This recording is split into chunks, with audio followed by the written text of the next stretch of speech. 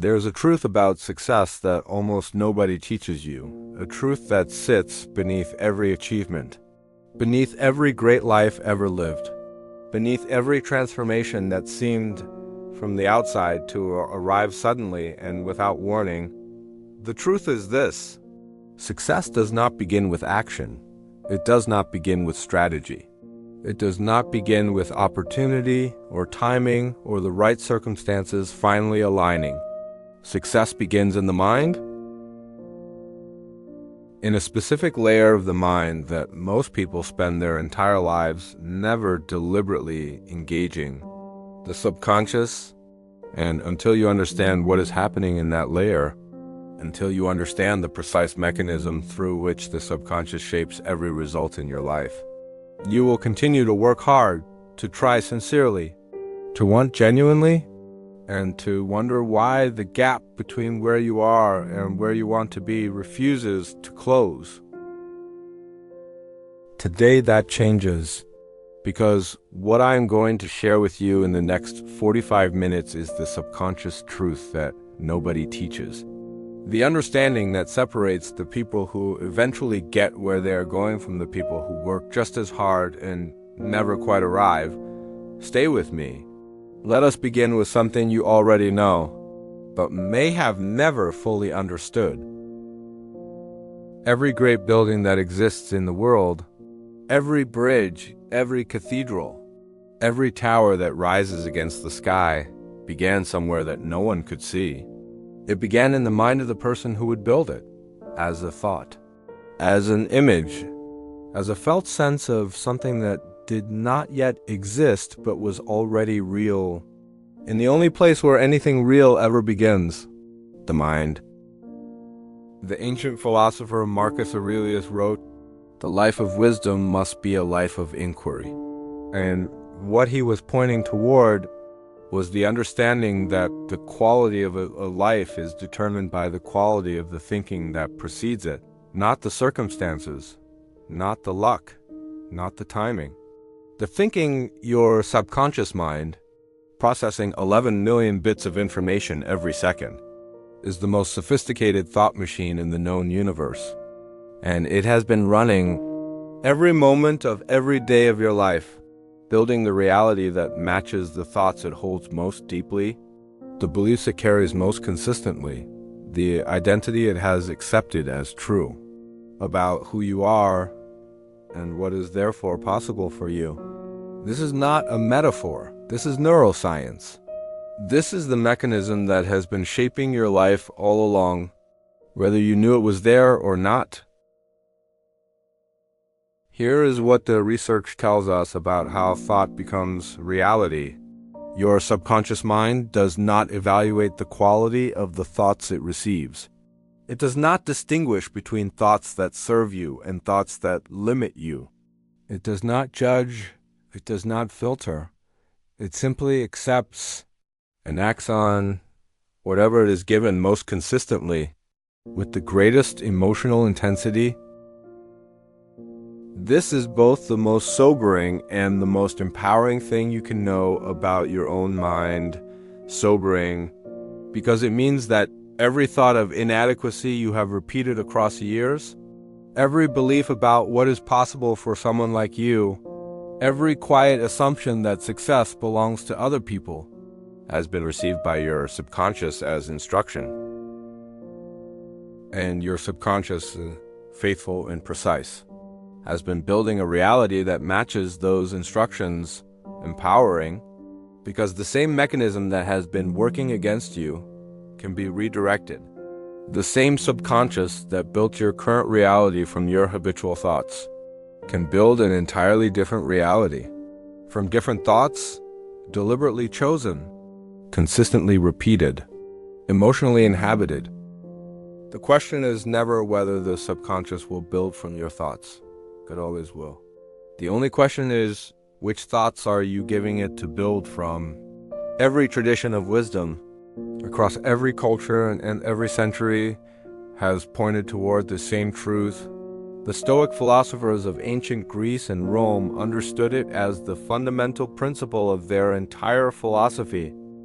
Epictetus, who was born into slavery and became one of the most influential thinkers in history, taught that it is not circumstances that disturb us, but our thoughts about circumstances, and that, therefore, the person who masters their thinking masters their life.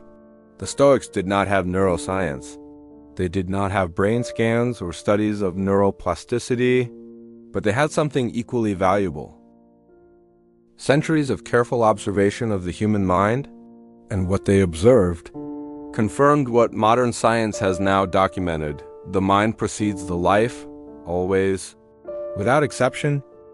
William James, the father of American psychology, wrote at the turn of the 20th century that the greatest revolution of our generation is the discovery that human beings, by changing the inner attitudes of their minds, can change the outer aspects of their lives.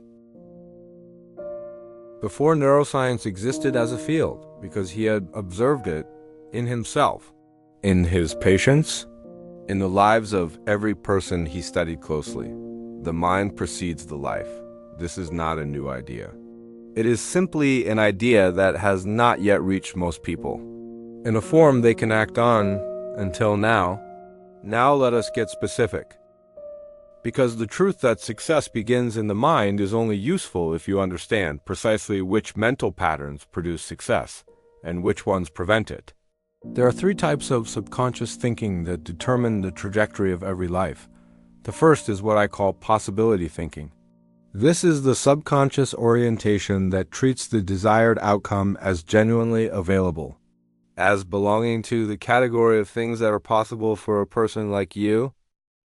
Possibility thinking does not require certainty. It does not require evidence that success has already happened. It requires only the genuine felt sense that it could, that the door is not closed, that the path exists, even if it is not yet fully visible. People who build successful lives almost universally carry this subconscious orientation. Not as a conscious affirmation they repeat to themselves, but as a settled, automatic background assumption about the nature of their own future. The second type is identity thinking. This is the subconscious pattern of consistently thinking from the perspective of the person you are becoming, rather than the person you have been. Identity thinking does not ask, "Can I do this?" It asks, "Who am I becoming? And how does that person think about this situation?"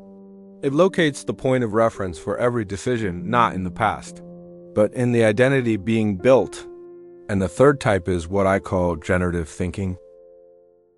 The habit of mind that consistently moves toward solutions rather than dwelling on problems, toward possibilities rather than limitations, toward what can be created rather than what has already been lost. Now the 3 types of thinking that prevent success. And I want to say before I share these, that if you recognize yourself in any of them, that recognition is not a reason for shame. These are not character flaws. They are subconscious programs installed before you had any say in the matter, and they can be changed. The first blocking pattern is scarcity thinking. This is the subconscious orientation that treats the desired outcome as fundamentally unavailable, as belonging to the category of things that exist for other people, for luckier people, for people with advantages you do not have. Scarcity thinking is extraordinarily subtle. It does not always announce itself as doubt. Sometimes it arrives as so-called realism, as maturity, as the responsible acceptance of limitation. But beneath the rational language, the subconscious message is always the same. This is not available to me, and the subconscious, faithful and precise, confirms that belief in every result it builds. The second blocking pattern is fixed identity thinking. The subconscious habit of thinking from the perspective of the person you have been, rather than the person you are becoming. Fixed identity thinking looks at new challenges through the lens of old limitations. It says, "I have always been this way. This is not the kind of thing someone like me does. I do not have what it takes for this." And the third is reactive thinking, the habit of mind that is driven by circumstances rather than by vision, that responds to what is rather than creating what could be. That gives the present situation the power to determine the future direction.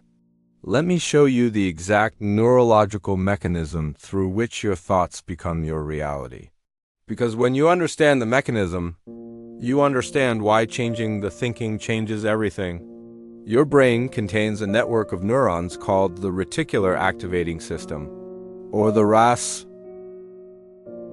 This network acts as a filter for the 11 million bits of information your subconscious processes every second. Its job is to decide what your conscious mind should pay attention to, and it makes that decision based on one criterion. What your subconscious has been told is important. What your subconscious believes is true.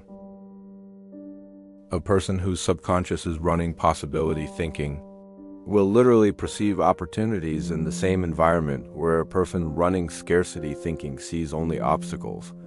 The opportunities are there for both of them. The difference is not in the circumstances, it is in the filter. The ray race of the possibility thinker lets the opportunities through. The RAS of the scarcity thinker filters them out before they ever reach conscious awareness. This is not a metaphor. This is the documented neurological reality of how perception works. Beyond the RAS, your mirror neurons, your stress hormones, your habitual behavioral patterns, all emerge from and are shaped by the dominant thinking of your subconscious. The thoughts you think most consistently, most emotionally, most repeatedly, become the architecture of your experienced reality. Not eventually, continuously. Right now, in this moment, the architecture of your life is being built from the thoughts your subconscious holds most deeply. So, how do you actually change the dominant thinking of your subconscious? How do you move from scarcity thinking to possibility thinking? From fixed identity thinking to generative identity thinking? From reactive thinking to creative thinking? The answer is both simpler and more demanding than most people expect. Simpler, because the mechanism is the same mechanism through which the current thinking was installed. Repetition with emotional charge. In the theta state, when the subconscious is most receptive, more demanding, because genuine subconscious change requires something that the culture of instant results has made increasingly rare: patience, consistency. The willingness to show up every day with the practice, even when the evidence of change is not yet visible, even when the old thinking reasserts itself with all the force of its deeply grooved neural pathways. The practice begins with what I call the morning thought audit. Every morning, in the first quiet moments after waking, before the phone, before the day, you spend 5 minutes simply noticing. What are the dominant thoughts arising in your mind right now? What is the quality of your thinking in this unguarded moment? Are you thinking from possibility or from scarcity? From the identity you are building or the identity you have been? From creation or from reaction? You do not judge what you find. You simply see it clearly. And then, deliberately, you choose differently. Cut E. Gerard. Here is the complete protocol for installing the thinking patterns of success at the subconscious level. Every morning, in the theta window after waking, you practice 3 specific mental movements. The first movement is possibility activation. You bring to your awareness the life you are building, not as a distant hope, but as a genuine possibility that is already in motion. You ask yourself, what becomes possible today? You feel the quality of possibility in your body, the slight expansion in the chest, the clarity that comes with genuine openness, and you hold that feeling for at least 2 minutes before the day begins. The second movement is identity and habitation. You spend 3 to 5 minutes thinking from the perspective of the person you are becoming, not about them, from their perspective. How does this person think about today? What does this situation look like through their eyes? What would their first instinct be in the face of today's challenges? You are not performing this identity. You are rehearsing it neurologically, building the neural pathways of a different thinker. The third movement is generative intention. You set one specific intention for how you will think today. Not what you will do, how you will think. Today I will notice opportunities where I would normally see obstacles. Today I will respond to challenges from my values rather than from fear. Today I will think from the identity of the person I'm becoming rather than the person I have been. One intention held consciously. Practice through the day. There is one more dimension of this that most people overlook entirely, and it is perhaps the most practically important thing I will say in this video. Your thinking does not happen in isolation. It happens in an environment, and the environment shapes the thinking constantly, powerfully, often without your awareness. The people you spend the most time with, the content you consume, the conversations you participate in, the physical spaces you inhabit, all of these generate a continuous stream of thought inputs that your subconscious processes and integrates into its dominant thinking patterns. This is why the people who build successful lives are almost universally intentional about their environment. Not because they are antisocial or elitist or indifferent to others,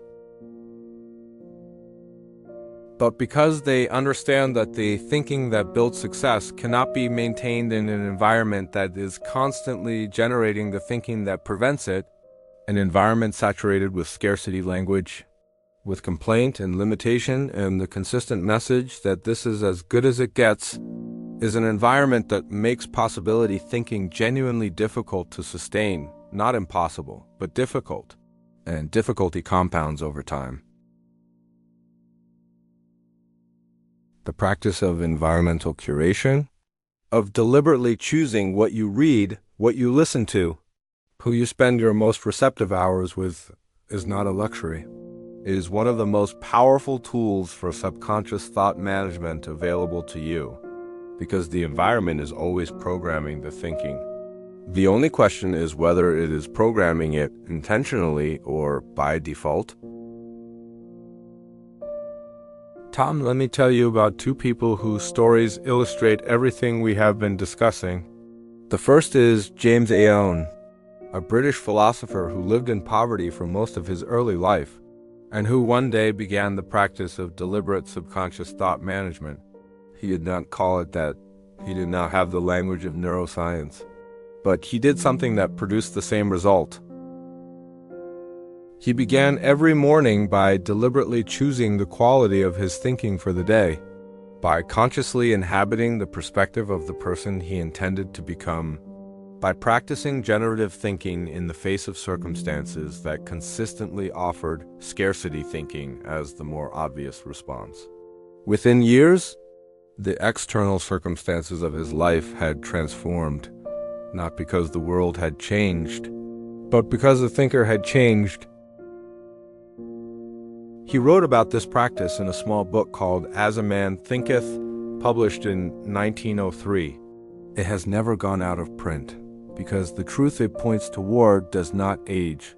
The second story is Nelson Mandela, who spent 27 years imprisoned on Robben Island, facing circumstances that would have justified every form of scarcity thinking, of bitterness, of the conviction that the future was determined by the present. And instead, he spent those years in deliberate cultivation of the thinking of the person he intended to become, the leader who would unite rather than divide, the voice that would speak from dignity rather than from grievance. He emerged from prison not diminished by his circumstances, but enlarged by his thinking. Both of these people understood what you are now beginning to understand. The life follows the thought always.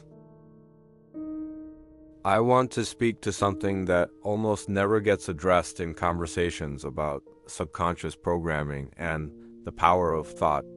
And it is the dimension that determines whether people stay with the practice long enough for it to work. Time. The relationship between the new thinking and the new reality is not immediate. The subconscious does not update instantly. Neural pathways built over years and decades of habitual thinking have genuine weight, genuine depth, genuine speed. They fire automatically, before the conscious mind has even registered what is happening. And the new pathways, being built through the daily practice of deliberate thought management, are at first fragile, thin, easily overwhelmed by the force of the old patterns. This is why most people give up too soon. They practice for a week or a month. They do not see dramatic external results, and may conclude that the thinking has not changed, or that their case is somehow different, or that this works for other people but not for them. What they do not see, because it is happening beneath the threshold of visible results, is the neural restructuring, the new pathways forming, the old ones beginning, very slightly, to lose their dominance. The thinking is changing before the reality changes. It always does. The external is always the last place the transformation shows up. It shows up first in the quality of your morning thoughts, then in the quality of your daily decisions, then in the quality of your relationships and opportunities, and finally, unmistakably, in the quality of your life. Trust the sequence. Stay with the practice. The mind is always building. The only question is what you are giving it to build with. Let us come back to where we began. There's a truth about success that almost nobody teaches you. That success does not begin with action or strategy or opportunity or the right circumstances finally aligning. Success begins in the mind, in the subconscious, in the quality of thinking that you practice day after day, in the quiet moments before the world rushes in the deliberate choice to think from possibility rather than scarcity, from the identity you are building rather than the identity you have been, from creation rather than reaction. The three patterns of thinking that build successful lives: possibility thinking, identity thinking, and generative thinking. The three patterns that prevent it: scarcity thinking, fixed identity thinking, and reactive thinking. The morning protocol that installs the new patterns at the subconscious level, the thought audit, the identity inhabitation, the generative intention, and the environmental curation that protects the new thinking from being constantly overwritten by the old. James Allen understood it. Marcus Aurelius understood it. Mandela lived it from a prison cell on Robben Island. And now you understand it. The mind precedes the life. The thought precedes the action. The subconscious builds before the hands ever touch the material. Every successful life was first built in the mind of someone who chose their thinking deliberately, practiced it consistently, and trusted the sequence long enough for the subconscious to finish its work. Your mind is building right now. It has never stopped building. Give it the thoughts that are equal to the life you want to live. And then, with patience, with consistency, with the quiet conviction of someone who understands the mechanism, watch what it builds. Subscribe to Awake Mind. I will see you in the next one.